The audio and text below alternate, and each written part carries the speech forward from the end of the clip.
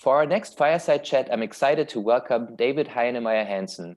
David is the co-founder and CTO of Basecamp, the creator of Ruby on Rails, co-author of best-selling business books like Rework and Remote, and he's also a racing car driver, dad, and husband. David, welcome, and thank you so much for joining us at this year's EU Startup Summit. Sure, thanks for having me. So I just mentioned a few things that you're doing, and it seems you have a lot on your plate. On the same time, you're advocating against hustle culture, and you say that you usually only work maximum 40 hours per week. How is that possible? Like, do you have a secret to productivity, or how do you manage work-life balance? Well, one thing is that I'm 41 years old. I didn't do it all in a year or 2 years or 5 years or 10 years. This is a product of a 20-year plus career in technology that has allowed all sorts of other things to happen alongside it, because that career was not all consuming. So I actually had time left over for hobbies and writing and reading and all these other endeavors, because work from the get-go was constrained to be 40 hours or less per week. And it's amazing how much time you have left over when work doesn't consume your every waking hour. And eventually that just accumulates into a set of interests and perhaps accomplishments, if you do it for long enough, that taken together look like, wow, that's so much. But that's not how it feels. I am not a hyper productive person in some sense where I'm just like sitting in front of a computer and pounding away for 12 hours a day on all sorts of stuff. But I do take a quite diligent approach to how I spend my time. And that has been a long-running theme at Basecamp, that the secret to our productivity and the products that we've made with the small team that we have is not that we have more resources than anyone else. It's not that we spend more time than anyone else. It's that we try to spend the time better, which is a lot about spending less time on the things you don't need to spend time on. And some of it is to lay out your week in such a way that the things, the interruptions that you do feel like you have to do, the meetings you feel like you have to have, or these other things are bundled together in such a way that the rest of the week still contains vast amounts of uninterrupted time. And that really is that secret productivity hack, that not every day starts with a call and then a break of an hour and then another call and then a break and then another meeting and then a break and then another thing, right? Because in that way you end up with a series of work moments rather than a series or a work day. And it's very difficult to get anything done like that, even though it feels like you're doing work. It feels like it's not like I'm just goofing off. It's not like I'm just sitting and playing video games or something like that. It feels like you're doing something, but because you're slicing it up, it never really amounts to anything, or it amounts to much less than what you thought it should have, right? This feeling of sitting on a Friday afternoon thinking, actually, what did I get done this week? Did I make progress on the big ideas or projects that I had, or was my time squandered in a series of interruptions and other pieces of work that may have, and in most cases do have, some value, but when taken together still add up to far less than what it should have. Yeah, makes sense. Okay, avoiding interruptions, staying focused, that seems to be a secret here. So right now, you're spending a lot of time on a new project called Hey. You're also representing it today with your t-shirt. Can you tell a little bit about how that is going and what excites you the most about that project recently? Yes, so hey.com is our new email service that launched last summer after we had spent just under 2 years developing it. And we had sort of taken that project on because for quite a while we had dedicated ourselves to Basecamp. And in fact, in 2014, I think it was, we had a range of other products that we all kind of discontinued or stopped selling. We stopped servicing those products, or we continued to service those products, but we stopped selling them to focus on Basecamp. And then we ended up in a place after several years of focusing purely on Basecamp. Do you know what? We're ready for another challenge. And when we looked at that and like, what are the challenges that are available? What are the things where we feel like our unique combination of experience, skill, and capacity can really make a difference, both in a way that matters to us individually because we're solving problems we want solved, but also in a way that contributes something to the marketplace that isn't otherwise out there. Mm-hmm. Email was the thing that came up. I've been emailing for 25 years. I had been using Gmail since I think 2004. Mm-hmm. And I was deeply unsatisfied with that experience, that there were so many parts of email that felt so broken, so neglected, yet continued to occupy such a huge part of my time every single day. I spend a lot of time in email, and I spend a lot of time writing. Why couldn't it be better? Like, was the peak of innovation in email really the period from, let's say, 2004 to 2009, when Google actually cared about innovating in Gmail before they achieved their dominant monopoly-like status? Mm-hmm. No. Like, in what other domain are we satisfied with whatever people came up with like 12 years ago? Mm-hmm. No other domain, right?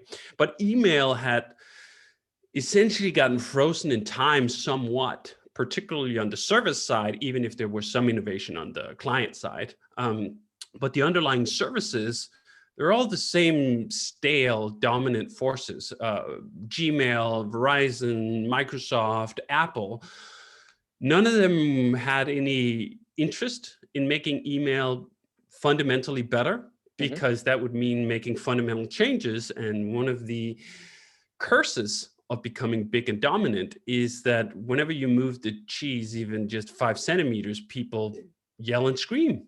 Like, the support burden of materially redesigning Gmail once you have 1 billion users is essentially prohibitive. So you get locked into whatever your best idea was 14 years ago. Are those the best idea we could possibly bring to email today? Of course not. We've learned so much more since then. And also, just as a personal mission to work with the free and open internet, I've been a huge fan of the web for a very long time. I think it's the most amazing application platform the world has ever seen. The freedom, the lack of gatekeepers in at least certain domains, and perhaps a little less now than it used to be, but still had a mirror in email. SMTP is one of the greatest protocols we've ever come up with, the greatest adoption we've ever seen, the greatest interoperability we've ever had when it comes to communication platforms and even social networks, if you will. So working with email was both something I felt someone had to do.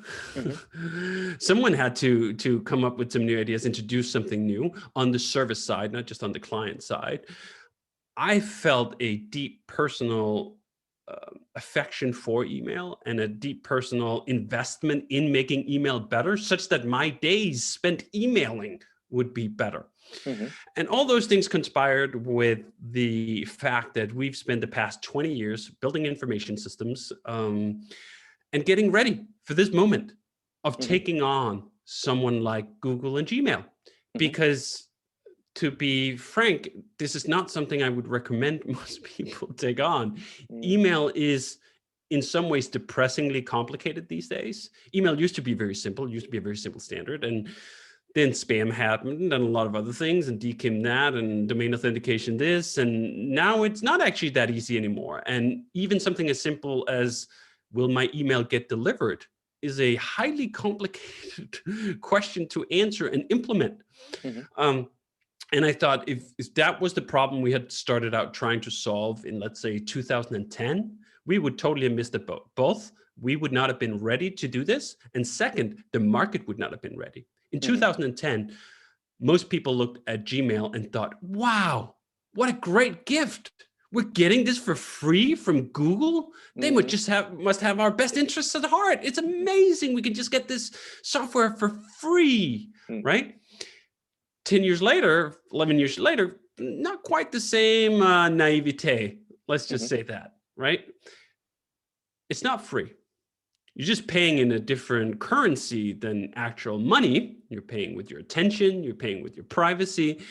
And there's enough consumers in the market who have realized that, you know what? I'd rather pay with money. If this is the choice I have, that either I have to pay with my attention and my privacy, or I can just pay with cash money, like I'll take cash money. Again, not as a dominant shift, this is still early days, but as a sustainable shift, that there could be a alternative to something like Gmail, even on the personal side, and you could convince individual consumers to pay for something that they had gotten for free for a very long time. And it created this market opportunity that we felt like was just us, and the time was just right to do something about that. And it turned out to be absolutely positively true. We launched Hey just what is it now, 6, 7, 8 months ago or something like that, and very quickly signed up tens of thousands of paying customers, validating the idea, making the service sustainable and long term, and proving the thesis that some consumers are willing to pay for email, are willing to switch from Gmail, even though actually switching your email account feels more complicated than even changing your bank account, and people barely ever do that. There are a lot of people who signed up for an email account maybe 10, 15 years ago and just essentially just continue using that. They weren't even in the market for something else because it seems like such a hassle to make the change that we couldn't introduce something that was just marginally better, right? If you're putting out a Gmail competitor that's like 95% the same, but 5% different, no one's gonna bother. So neither did we want to bother with that. We were going to make something radically different, an entirely new approach, and rethink some basic fundamental workflows of how most people use email, and then say, do you know what? This is going to be foreign. This is this other issue sometimes when you launch something in a market that already has deeply ingrained habits for the consumers that are there, that even if you make it better, they might not see so, right? Because it's such a foreign element, and we've had plenty of people sign up for Hey who were even perhaps philosophically aligned with what we were trying to do, and then they sign up and they see everything is very different, and they're not in the same place, and the workflows are different, and all the patterns that they've built up over the years in Gmail of how to deal with this avalanche in their inbox suddenly don't work and have to be reconfigured, and they go like, But then a subset of that slug through it, so to speak, and after 2 weeks go, ding, oh, now I see. And then they become, in many cases, very enthusiastic customers, because this is not just a new product, this is a new approach. This is a new philosophy of how to deal with email, which, not just to me, but to plenty of people around the world, is such a fundamental part of work, communication, even life. That the gains, if you can get some there, are so powerful and so important that anyone who helps you discover those, you might have a sense of affiliation for, and you might have some if not even gratitude, has often been expressed, like, you know what, I didn't know it could be different. I thought this was just what it was. I used to hate email, but email was awful. And then I learned actually email wasn't awful. The way we've been doing email for a very long time was awful. The current solutions to email were awful, but email itself, no, that's actually a treasure. Okay, cool. Wow. I mean, competing with Gmail sounds like a very big project. And I think this could eventually become bigger than Basecamp at some point, right? In terms of the team that's working on it, and in terms of impact, maybe even.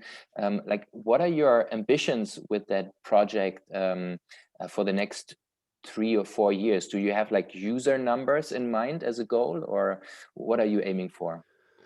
None of the sort. First of all, our ambitions are modest. They've always been modest. We've never driven the company by goals, by milestones that we needed to reach, neither in terms of customers or revenue or any of the sort. In fact, in many ways, the company Basecamp that makes hay is already big enough. I would prefer it to some degrees on some days that it was smaller than what it currently is, which is 50 some people. That size has enabled us to do these things and tackle this problem. So I do also recognize that tackling something like email alongside a product like Basecamp, do you know what? You can't really do that with 10 people. But I don't want to run a company of 200 or 500 or 1,000. I don't want to run $1 billion company. I have no interest in the traditional markers of success in the startup world. I'd hate to be a unicorn, whatever that may mean, and whatever path that might take us down. We're already big enough, profitable enough, sustainable enough, ambitious enough. And I like that. I like that sense of satisfaction that comes from, do you know what? I have enough. We're doing this because we're interested in the domain. You say we're competing against Gmail, and from one angle, yes, we are. We both make email products, but from another angle, no, we're not. We're never going to be an alternative for 1 billion people to do email. Have absolutely zero interest in that. Hey, doesn't even have a free model. That right there just cuts us off from probably 98% of the addressable market, because 98% of the billion people that use Gmail are never going to use a paid email product, which would then mean for us to compete actually against Google for that market, we'd have to follow Google down the dungeon into targeted advertisement, harvesting data, all these other things that we are fundamentally against. So no interest in following down that path, no interest in really making this huge thing. In fact, in many ways, at several tens of thousands of customers, we're like not that far off from being like, you know what, if Hey ends up at the peak of its success, having, let's say, 100,000 users, paying customers, not users, important distinction, paying customers, or 200,000 paying customers, or whatever, that's probably good and fine. Would I like a company that had 5 million paying customers? Probably not, because you know what? There's just some fundamental expansion points required for the company to support that properly in the way we want to support it, to reach a number like that. And I have no interest in that. Okay, fair point. So many of our listeners are aspiring founders, founders to be, and you've been bootstrapping Basecamp mainly. I think you got a small investment by Jeff Bezos at some point, but mostly self-funded, right? What would you say to aspiring entrepreneurs who believe that they need venture capital in order to build their business? That venture capital should be the absolute last resort. When you have exhausted all other opportunities, all other avenues, and you think, you know what, this is just never going to happen unless I take other people's money into the business, okay, look at it then. But for so many entrepreneurs, there's a world of alternatives out there. There's a world of alternatives, particularly for the type of entrepreneurs who know how to build themselves. And that is a archetype of a certain type of entrepreneur, that they are programmers or designers or writers or otherwise able to build a business without paying other people to do it for them. And if you are in that fortunate position, there are so many ways to fund your chance. The way we did it was we had a consulting business that had clients, and then we essentially took in this new product as a third or fourth client.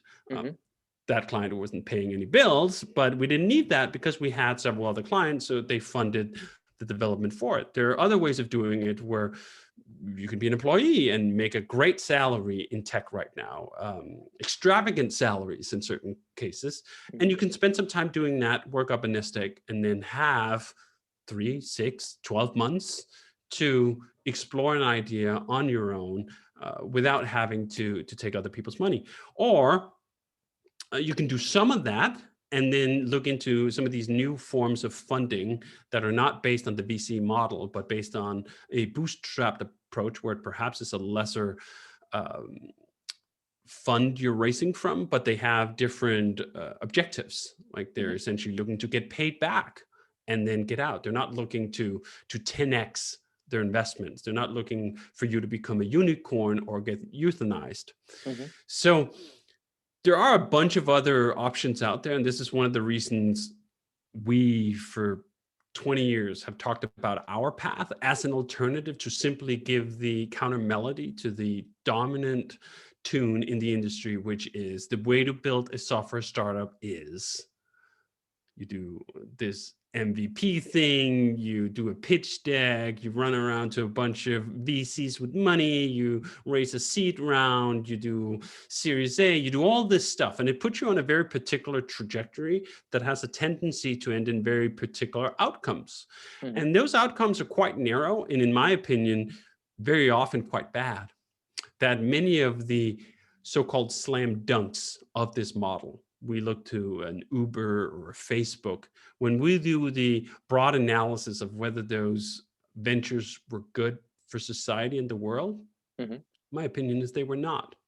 So when the pivotal examples of your path are these, however you want to frame it, like just use one word, catastrophes for society, something is probably broken. Right? If it takes the sacrifice of 1,000 startups to make one Uber, first of all, could there have been something interesting in the other 999 that we might have salvaged, or not even salvaged, that we might have celebrated if they hadn't been sacrificed on the altar of the unicorn? And then you gave all of that up to get one of these? Jeez, what a monumental waste of talent, ambition, resources. I think we need entirely new and different approaches, which comes, I think, first and foremost from an entirely new set of ethics on what are we building, why are we building it, and that'll lead us to discover new ways of building. And we are sharing our example as one alternative way of building. There's many other alternative ways of building, but the most important thing is to crack this ice dome of ideas that, like, do you know what? It's contained within that. It looks like this. This is the path. This is how we do it. You break that by showing, do you know what? Actually, there are people walking around outside that dome. Hey, they look kind of smiley and happy. What's going on out there? Oh, wow. There's a company here that just has 10 employees. They're not interested in growing. Their founders are making modest riches of that, and they're living happy, fulfilled lives. How curious. How is this possible? And that might just plant the seed in the mind of someone to explore what these alternatives could look like, and perhaps find out that their ambitions line up much closer with that than, oh, I want to be the next Zuckerberg. I want to be the next, whatever, founder of Uber. I'm going, do you know what? Actually, I'd like to run a company of 10 people. I'd like to run a company of 50 people. I'd like to run whatever. And you close off all those opportunities if you take the predominant path. If you take the seed, Series A, whatever path, you can't stop. There's not like a station here that like stops at 20 people making, running a business that makes $10 million a year. Like, that station isn't available. You're on a high-speed train that's either going to crash into the mountain or it's going to go all the way to the top. And almost all of them crash into the mountain and burn up. And 1 out of the 1,000 or whatever the odds are, make it all the way to the top. And I think under more careful examination of those odds and ethics and approaches and ambitions, I actually think the majority of people would look at that and go like, actually, that's not what I want. I would like something different. But you need to open the blinders first for even having that as a consideration. Makes sense. So you're in business with Basecamp for many years now, and did you do any huge mistakes along your entrepreneurial journey that you learned a lot from in hindsight? Which mistake sticks out for you, and where did you learn the most? That's a good question. I think one thing we've tried at Basecamp for a long time is to make many small mistakes. And then those mistakes end up not being catastrophic. There are very few moments, if any, I'd say at Basecamp, where we're facing these bet the business moments. Hmm. In part because our ambition levels were lower, so we didn't have to like, oh man, if this gambit works, we're going to 10x the growth or whatever. um, so there's this endless string of small mistakes, but even looking at it like that, I'm not actually as a big fan of. I often get the question that's related to the one you just asked, which was, if you could know one thing when you started, what would you do differently? And I wouldn't want to know.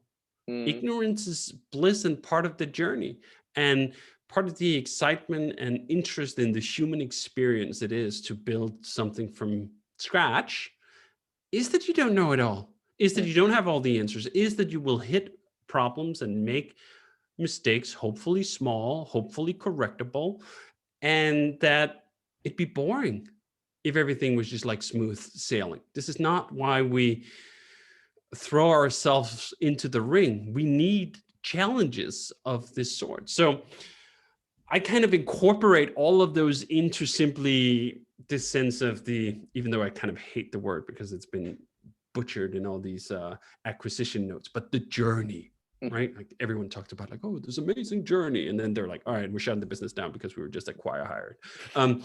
But there's another sense of the journey that has a more epic meaning to it, right? Like a life arc, Mhm. um, where you face these adversities and you had to deal with them without having the answers. So I'd almost say that like even if I knew, I wouldn't tell you Mhm. because in some I don't want to spoil the plot here.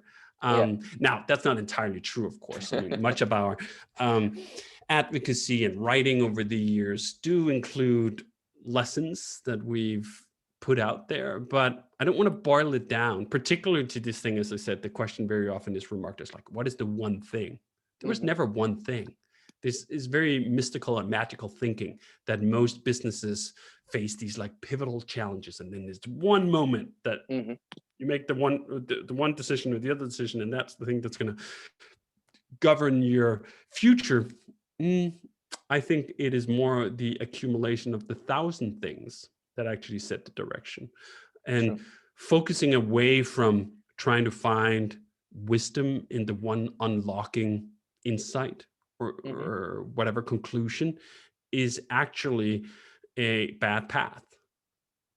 Mhm. Which is why in part our books contain usually not like one story but like 80 different essays, because Yeah. this is what it is, right? Like any one person is going to find maybe 5 chapters in any book that we write that really speak to them and their problems and the place they are in life right now. So if we had Mhm. focused on just like that one epic moment, we would have lost that. So Mhm. Makes sense.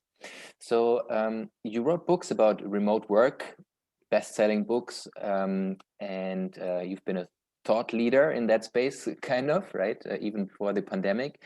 What's your take on how the work and usual office work might evolve after the pandemic? Like, do you think that a lot of people will stay in home office, or do you think this trend of people leaving big hubs like San Francisco and New York will continue, or will everything come back to this old normal in a few months? What do you think?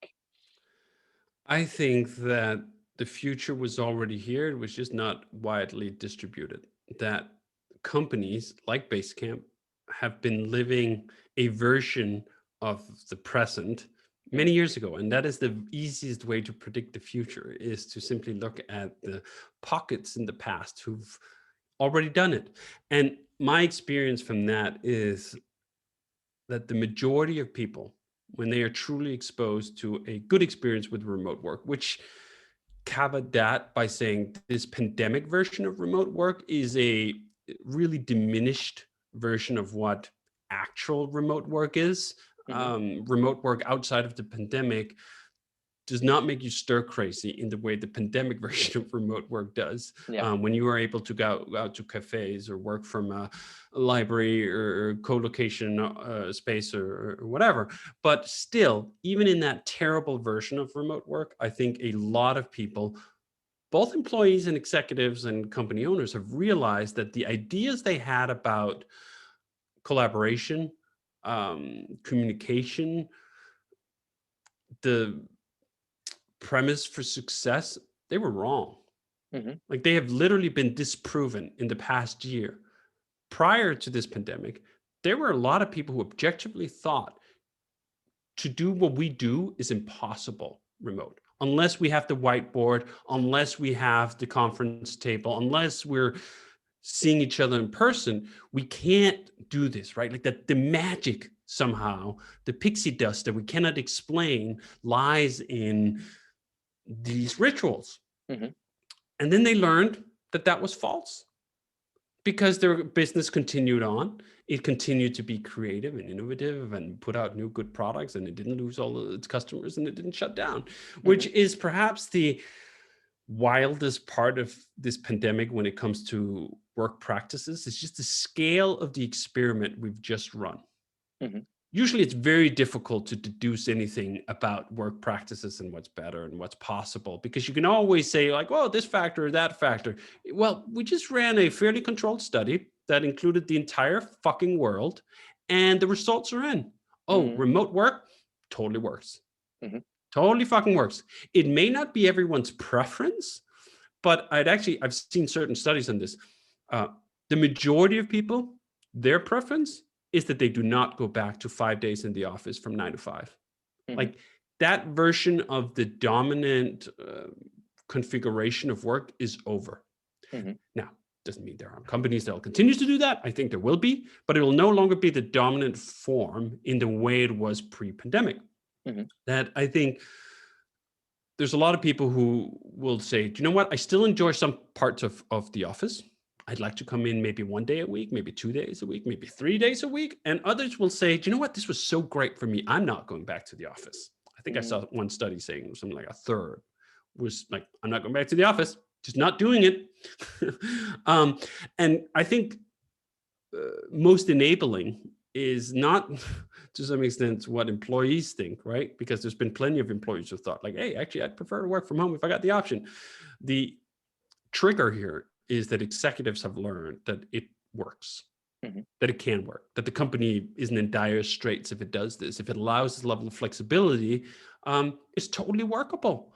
And that is a monumental shift in sort of perceptions. We've essentially compressed what could have been 10, 20 years, maybe even, of slow evolution, right? If you look pre-pandemic, remote work has been growing since, I don't know, like 92 or 89 or something like that, very small levels, and then like bigger and bigger. And to some extent, actually, even pre-pandemic, for new companies, remote was a very mainstream option. Lots of companies got started not by signing a lease for an office, but simply working from home and getting off the ground. But this has so accelerated the change in particularly the legacy companies that it's going to set an entirely new tone for what's acceptable, not just within the company, but between companies, right? When do we need to have a meeting in person with a vendor or a client or whatever? That question has been completely changed because everyone have learned that, you know what? Spending your entire day on Zoom or other video chats, that's actually awful. But spending an hour on something rather than traveling for 2 days, do you know what? That's actually good. And we should be doing that anyway, because we shouldn't be flying around the globe constantly and all these other things. So I think that things are going to look very different, and they've gotten so accelerated, but it's not going to be like a binary switch either. It's not going to be like everyone just went like, okay, all offices in the world, they're gone. But the flexibility it allows people both starting businesses and running businesses to realize, you know what, having an employee live where they want to live, work more on the schedule they want to work on with the flexibility they have. It's actually all good and well, totally works. So why would we not do it? Yeah. Okay. So, David, you saw both tech ecosystems here in Europe and in the US, where you now spend most of your time. I would assume that you would recommend not to take the US as a role model when it comes to venture capital, right? But what could European founders learn from their US counterparts in order to, I don't know, in order to get more successful tech entrepreneurs in Europe? Like what could they do that they're not already doing? I think one of the attributes of the American entrepreneurial spirit that I really do like is this ability to suspend disbelief. That, like, why couldn't we build this amazingly big thing, even though we're starting out two people in, we used to say a garage, but now it's just from home. That there's a level of grandeur, almost even delusional level of grandeur, embedded into the American system that is a double-edged sword. Sometimes that delusion leads to some really atrocious paths, running fast and breaking all the things, ignoring all sorts of regulation. But the flip side is also it brings a dynamicism to it, a willingness to try things that seemed like bad ideas, and a willingness to fail that I have also very mixed feelings about. Sometimes there's almost even an overemphasis on, like, oh, failing is so great, everyone should fail all the time, because no, but also sometimes in Europe, there's a stigma associated with it that really inhibits the interest and enthusiasm for even giving it a try. And I think that's not healthy at all. And I think hopefully part of the changes that are going to come in the years we're facing is that Europe as a whole, not just on the entrepreneurial side, but also on the legislative side, is going to wake up to the fact that it's been turned into and I know this is controversial sense, like a digital colony for a bunch of American and predominantly Chinese companies. And that seems like profoundly wrong. And having some, not even national, but like block sense of identity, that are people dumber in Europe? Are they less capable? Can they not learn the same things? Or technology is just beyond them? Fuck no. Right? But sometimes there's almost like this sense of insecurity of, like, oh no, the thing we have to do is we have to build Silicon Valley in Brussels, whatever the fuck it is, right? No, you don't. Technology is much broader than just the implementation that has been installed into the world's psyche from what's coming out of Silicon Valley. And we can counter that with new ways of configuring our economy, new ways of configuring tech and the aspirations, that it's not reliant on this entirely huge pipeline of entrepreneurs that all get fed into this VC machine, and then the vast majority of them just get gobbled and churned up, and then it spits out a handful of all-powering, all-conquering unicorns that then own the entire economy. We're like, you know what? No, let's not do that, but let's have a counter to it, right? One of the things I find so fascinating and endearing about Europe is, in part, the fact that even though it is a inner market, it's also a very separate market. So many entrepreneurs like, oh man, what's so great about the US is, like, you have one unified market, it's 330 million people, you can really reach everyone really quickly, which leads in part to these monocultures and leads to these monopoly situations and so on. You know what? I'd like to see more like Danish startups. Just focus on Danish market, and French startups that just focus on the French market. And they will, by function of that, be much smaller, right? Like the power that a Danish company addressing a certain market can accumulate when there are 20 people, because that's what a country of 6 million people can support in that domain. Do you know what? That's way better than you get this conglomerate coming in with, I don't know, 100,000 people on a worldwide scale and just dictates how things should work. In individual national startups are accountable to the societies they inhibit in a completely different and much healthier way than having these transnational, multinational companies dominate everything. And we should look at that and not feel like, oh, Europe, like not integrated market, like we can't do anything, we can't counter these things. Absolutely, yes, you can. First, I think, or combined, I think it takes both this entrepreneurial pride in like, do you know what? I have the best X in France or Benelux or whatever, right? Like one segment of the market, and I don't dominate all of Europe, and that's fine. And then I have some regulatory guardrails that help me be able to survive when a Google shows up or an Apple shows up or whatever shows up that otherwise would just eat my lunch, right? Like that we can say as a bloc that we're going to protect these markets in much the same ways that Europe historically have always done on industrial policy, on cultural policy.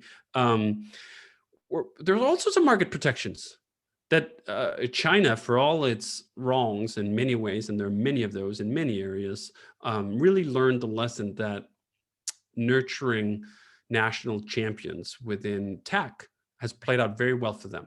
Yeah. That China is far more self-sufficient because they have Baidu, Tencent, whatever, that they're not entirely reliant on the hegemony of the US. And Europe didn't learn that lesson, right? Like they had all the right places and ideas in their head when it came to these other domains of the economy, but when it came to digital, when it came to startups and so on, like just got brainwashed with sort of free trade ideas that I think now are finally coming up for a reconsideration. Yeah, makes sense. Okay, one final question from my side. I saw that a few days ago, you shared the new etiquette of Basecamp regarding societal politics at work. And I was just curious what that etiquette entails and what led you to create that and to bring that up in the company.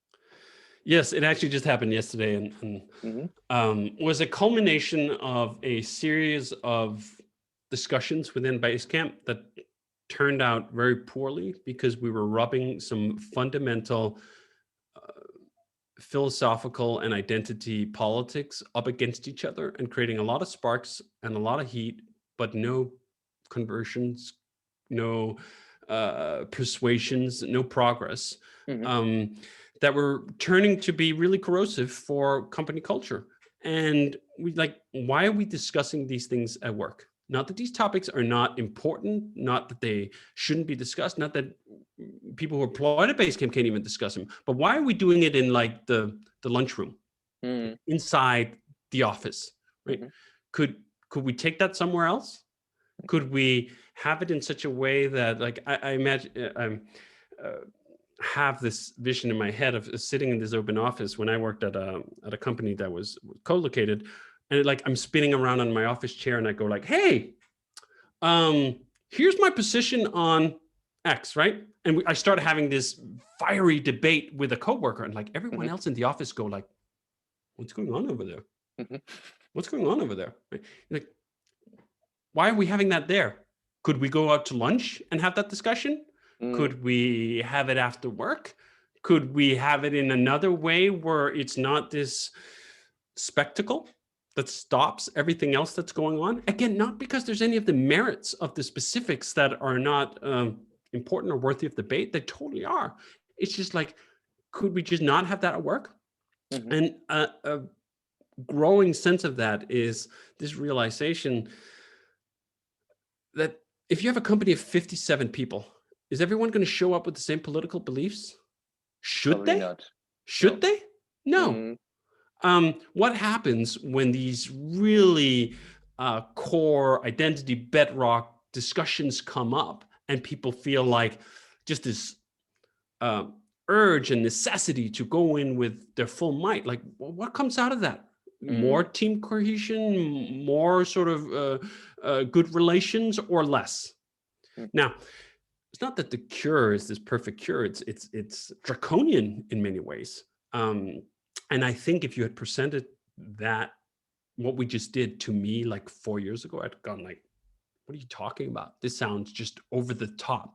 Mm, And I think the fact that I and Jason have changed our mind on that is a reflection of how particularly American politics have evolved in just the past 4 or 5 years. yeah. It's gone to a unprecedented level of polarization and adversarialness that is scary, that is unproductive, that is alienating, that is all these things where you go like, do you know what? I don't like where any of this is going at all. And as a European, it's particularly baffling because I don't recognize the the depth and the gravity of how this is gripping an entire nation in the US right now, and how it's really just tearing everything apart in where I am, like in Denmark or other places I've been. And again, not that Europe doesn't have its very stark and fiery political debates, but I think there's a different culture about like, just are those discussions that are good for us to have at work during work time on work communication platforms. Yeah. And ultimately we come to this, do you know what? No. Even if several discussions, for example, are ones where you could say even the majority of the company would be in a certain direction, I think it's fair to say that if you look at the political makeup of a company like Basecamp, like we're quite left-leaning, and many of our policies are left-leaning and so forth. But there's got to be a separation where someone can show up and have an alternative set of political beliefs, and not feel like, do you know what? Yikes, I can't be here. Because it's just constantly here. And if I don't chime in, and if I don't show up and kind of put my stamp on something, are people going to think that like I'm on the bad side? I'm on team evil?